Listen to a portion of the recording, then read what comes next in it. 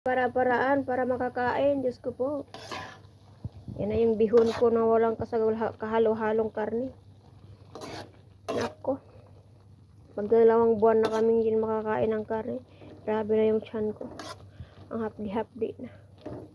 Sana sunod na araw makakain na kami. Oy, Diyos ko po. Pakainin nyo naman kami ng karne.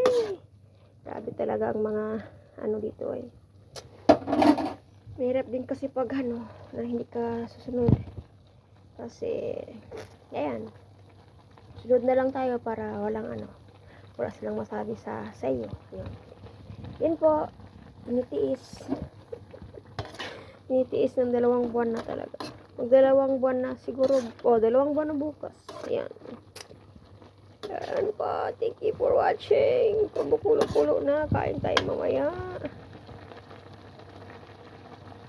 Para-paraan lang para masarapan yung tiyan.